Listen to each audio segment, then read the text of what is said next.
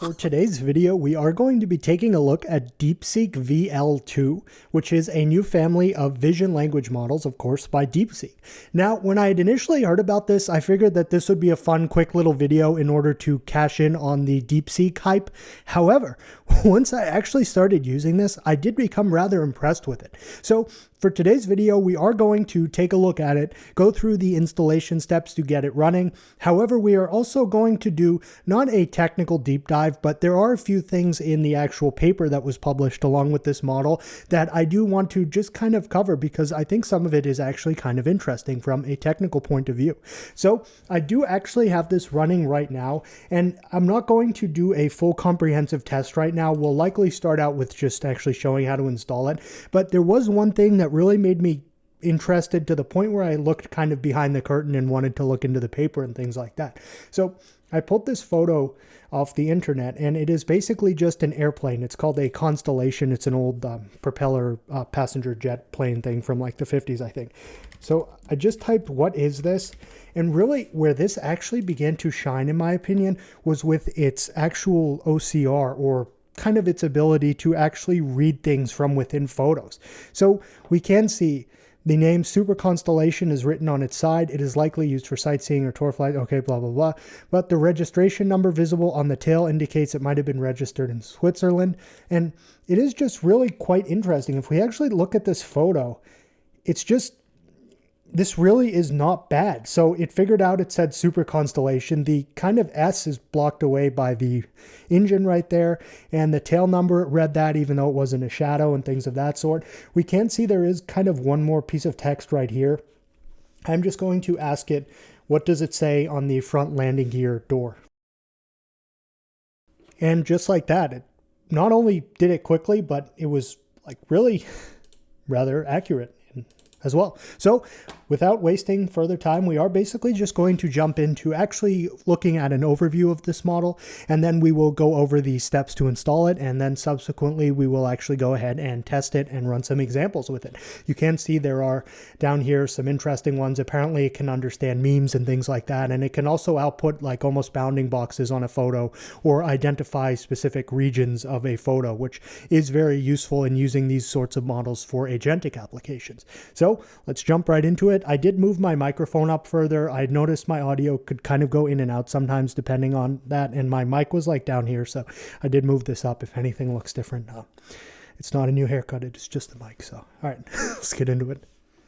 So we're not going to really go through this paper page by page, but I really was kind of curious a bit more about this model when I first tested it with that airplane image, because I would have expected a model of this size to just answer my question of what is this by just responding, it is an airplane. However, when it went ahead and actually like said what text was on the plane and things like that, I was kind of more interested in that because I didn't really expect it to do that. I was just kind of figuring it would be like, this is an airplane, and I'd be like, okay, cool. So in the like paper here that they published with the model, we can see down here, I think on page 4. So apparently compared to the original DeepSeek DeepSeek VL2 has something called this dynamic tiling strategy, which essentially is, it says it down here, approach enables the efficient processing of different high-resolution images with various aspect ratios. So basically what they say is that the original way that it worked in DeepSeek VL was kind of challenging for processing images with higher resolutions, and also images kind of like dense OCR and detailed visual grounding tasks. So we can see there's just kind of like a little chart here, which can probably be kind of complicating, but for what we want to see, we can see this dynamic tiling in effect right here, where basically it kind of splits it into multiple tiles. And please feel free to correct me on this because I am by no means like a vision language model expert, but it does seem like this is partially responsible for its ability to kind of extract features from different areas of the image pretty well, especially considering its kind of small and efficient size. The only other thing really here that I kind of wanted to show is there are some like picture examples of its capabilities, I think all the way at the bottom. And you can just see like it, this one just kind of made me laugh, where it has a meme understanding section here, and it has this, let me see if I can zoom in a little here. Let's go 85. So life of a PhD student. What does this image imply? And then it answers. So, and obviously when we go and actually test this following the install section, we'll probably play with some of these things, but it's just kind of funny because like it analyzed the themes in this meme and things like that. So, and then there are some here that are in Chinese, but I'm assuming that it's pretty much like saying the same exact kind of thing that it does with these as well, where it's basically just explaining it. It also actually showed it like someone set it a picture of their meal and was like, I am having lunch now. I like sweet things. Which of these is the best to pair with my meal? And it answered it. But beyond that, it showed down here someone actually sending it photos of one of their like travel photos. So, okay, they were obviously in Paris. And it actually goes ahead and writes a little travel story just based off of these 3 images, which I think is really quite interesting. So it comes to mind like to send it some like really weird travel photos and being like, can you write a short story about these? But I probably can't show that on YouTube. So, all right. I just think this is really kind of cool. And then we go down here, which is something that is far more applicable to actually agentic use cases of this model, where basically you can see it pulling like feature extraction or kind of like bounding boxes on images and things like that. And that is really kind of one of the backbones of the agentic things, at least for the time being, where basically they need to identify the location on the screen in which they need to click. And then like you could use like PyAuto GUI or something for a simple one where it would actually take control of the computer, navigate to those coordinates that it kind of found on a screenshot, and then autonomously perform actions based on the coordinates. So its ability to actually be able to draw bounding boxes around on-screen elements and screenshots and things like that are cool, because you could kind of use this as a backend to an open source kind of like desktop agentic thing or something like that. So basically now that we okay, is that all right? Let's go into a quick installation tutorial, and then we will basically go ahead and start playing with this and testing it. And to be honest with you, it was really quite simple to install, so I don't think I actually need to do any cuts or anything. We can probably just go ahead and kind of get that started right now.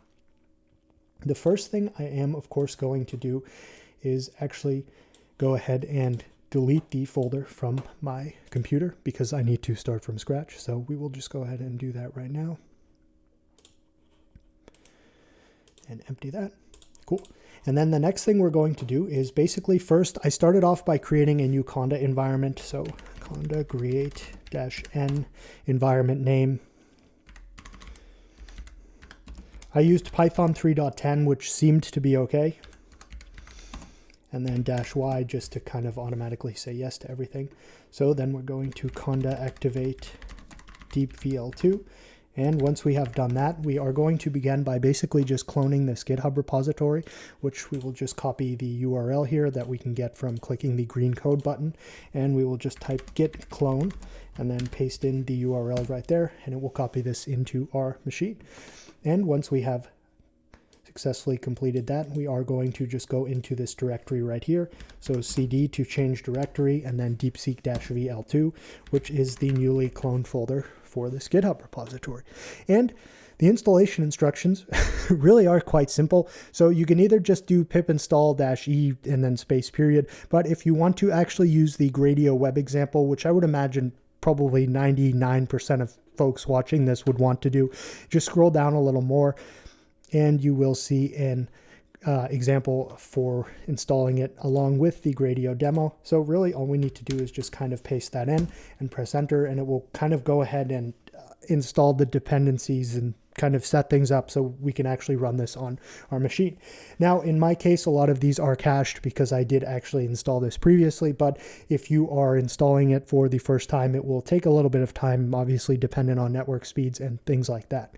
Now, while it is running here, I do want to make note that down here for the example commands, for some reason when I ran this with CUDA visible devices equals 2, which would just be like, okay, I have 2 graphics cards, it unfortunately didn't work. It just said like no CUDA devices were found. I'm not quite sure why that was the case. However, I did just kind of end up running this command with omitting the CUDA visible devices equals 2. And fortunately, I was actually able to get it working. So I don't quite know what the reasoning behind that was or anything like that. And really, one of the things that I actually went ahead and did is I just checked using this simple script to actually see if my CUDA devices were visible within that actual Python or Conda environment that I made. So if I just kind of run this script from within that Conda environment, I will do that. And we can see, okay, true, there's 2 NVIDIA GeForce 3090 Ti's. So I'm not really quite sure why when I ran it just like this, it didn't work. But I will do it again just so we can see the error message on screen together, if nothing more. Watch, it works fine. Oh. Okay, so I just got that issue. No CUDA GPUs are available. I'm sure there's a configuration mismatch or something fairly simple to fix it. But being that this DeepSeek Tiny model, when I was running it here, only seemed to use about 7 to 8 gigs of video RAM, I just kind of don't really see the need to go further and troubleshoot that at this moment. So with that said, I am just going to run this command here, but omit the CUDA visible devices kind of config, if you will. And then once we do that, we will kind of let it go ahead. And if you do not have this model down, like if you're running this for the first time, it will need to download the model first, which will take a little bit of time. The model is a 6.75 gigabyte download. So obviously depending on network speed and things like that. But once this is done, we will see that it is running on a local URL as well as a public URL, which I don't normally like, but it is pretty easy to disable sharing from the script that runs the Gradio app. So we can then just go ahead and actually click this URL, and we will be brought to the Gradio web interface for here, which is kind of cool. And if we actually do want to start like with visual grounding, so if you want to go ahead and actually run any of these examples, you can just click on them and it will kind of autofill both the prompt and the image and the parameters and everything like that. And then we can go ahead and send it. And we can see right here that it is using about 7.8 gigabytes of video RAM, so really not too bad. And we can see this is pretty cool that we've essentially asked it to actually kind of identify the location of the giraffe in the back of the image, and it does that, and it also outputs the actual coordinates of this. If you do go in and kind of look at the paper here, in the training section, they did actually talk about how they trained it to be able to output coordinates. I don't quite remember. It was okay right here. So on page 7, if that's something you're really interested in, then you can kind of look more into that if you wanted to try to use this for like an agentic thing or something like that. And I can't really, let me try to full screen that. Okay, so I can't really click on this. Let me save it because I do believe that it has actually put a label on top of that as well. So I do kind of want to just see what the label says. Yep. So then we can see the giraffe at the back. So that is really just kind of cool and something I was pretty impressed with, especially considering that this really is not using a large amount of video RAM. So I suppose, I mean, obviously we could do the airplane example again, but that's probably going to be kind of boring because we already did that. But let me just ask it something like totally random and obscure. What is a good way to ask a question? I really suck at what are 2 giraffes standing in. Okay, so maybe well, let's just ask. I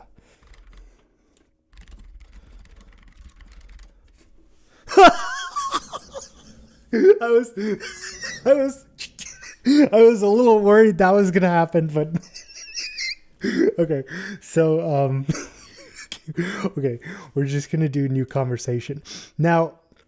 I did find it interesting where you could actually send it multiple images at the same time. So let's try that here. And I do want to see if this affects VRAM, and if so, to what extent. Okay, it didn't really seem to, so that's interesting. In the first image, the object with the red rectangle is marked. Locate the object of the same category in the second image, meaning there's a cat right here marked. Locate the cat in the second image. There's no object that matches. Okay, so that seems to have not worked. Let's try it one more time. Not that that would probably make any difference, but there's no object that matches this. It only shows a cat outside without any other objects around it. All right, well, let's just do new conversation. I will try another one of these. Describe each stage of this image in detail. That's interesting because it is one image, but it does kind of have multiple segments. So I think this would tie back into what we saw in the paper where it talked about its ability to kind of like tie all these images. All right, let's see. Okay, we can see VRAM there just spiked up to 9.6 gigabytes while it was doing this. And we can see it does seem to do pretty well. However, it is always kind of something I'm not too keen on is just using built-in examples because you want to try things that you assume it has never been trained on to really get an accurate measure of its performance. So being that that is the case, I think I'm going to send it a few random travel photos and then ask it to kind of write a short story depending on like... You know, so we're going to do that. Let me go find some and then we'll get back to it. All right, so I had found some photos to try to have it write a story about, but some of them just were not going to work for this use case. So we have uploaded 3 random ones here, and I'm going to ask it to write a short story about my recent trip based on these 3 photos. And we'll send, and then I do want to just kind of keep an eye on VRAM usage while this happens. So around 9 gigs, which really is not bad at all. Okay, so it did. All right, so basically it just talks about me going from New York to Geneva.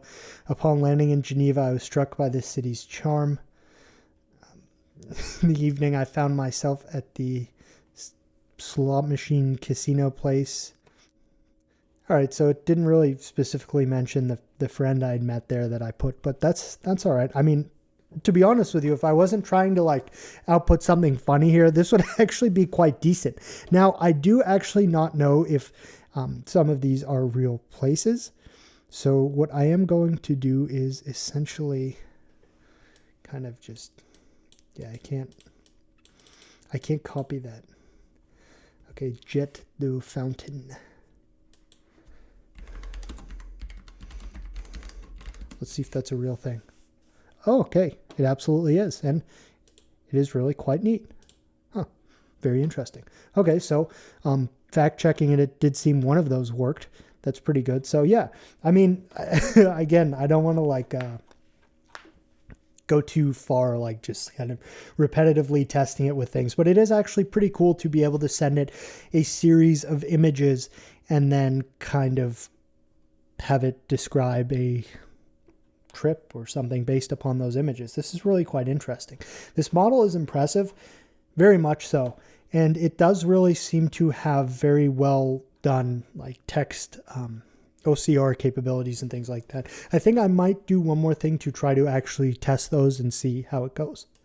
All right, so I downloaded a full resolution image, well, not full, but like a gigantic resolution image of the Declaration of Independence, and it is badly faded. So I want to actually see, one, if this will even kind of try to do anything with this. And if it does, I want to see how the VRAM utilization gets. And then I want to just ask it to basically transcribe as much of this image as it can. All right, and then let's press send. And keep in mind, this image was like, I think 7,000 pixels by something. So, okay, VRAM didn't. Okay, so some of these are seemingly correct. I'm sure the history buffs among us will be able to kind of more prudently analyze whether or not that is so. But I mean, okay, so obviously the year is not quite right, but that's okay. I mean, this document is really kind of incredibly difficult to read. So let me see more, please. All right, let's see. Okay, so then it just figured out what this was because it's the Declaration of Independence. And to be honest with you, because some of these images I pull are just from Wikipedia or something like that, it is very possible that these may have actually ended up in some of the training data for these models. So I suppose that is the... Okay, we'll just do one more thing where we'll ask it to kind of a meme. Let's look up AI memes. All right, so ChatGPT made us a meme for an AI. I don't know, like, let's just go and drag this in and see. Okay, cool. So it can handle PNGs in case anyone was curious. Please describe this meme.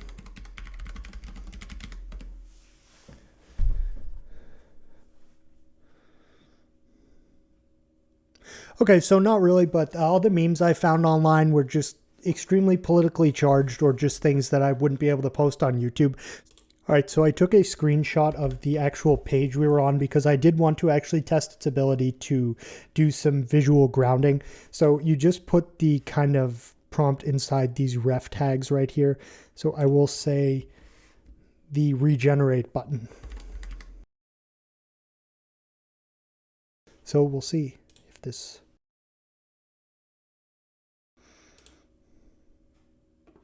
Very cool. So if we click on this, which we won't be able to see it, so we'll just save it like that and we'll override it. Sure. Yes.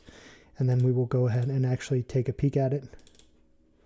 And we can see right here that it did draw a box around the gallery pane. It did kind of extend into the parameter setting, obviously, but if we do actually look at the kind of resolution of this photo in general, it really does seem like it actually did quite a sufficient job in actually doing this. And while it is hard to see right here, it does say the gallery pane, so it just has kind of appended a label onto that box of what I had prompted it to kind of look for. And again, this ties more into the actual agentic use cases and things like that for this. So I apologize if this video was kind of sporadic and a bit over the place, but truthfully, I was really having a lot of fun playing with this and actually trying different things with it. And I do have to say, it really is quite impressive. So if folks at home want to run this, like I said, peak VRAM utilization I saw while running the Gradio web app with the DeepSeek VL2 tiny model was probably around 9 gigs. So if you have a 12 gig card, probably pretty good. All right. Well, if you have any questions or anything like that, please feel free to leave them in the comments. And that's going to conclude it for today. So thanks for watching.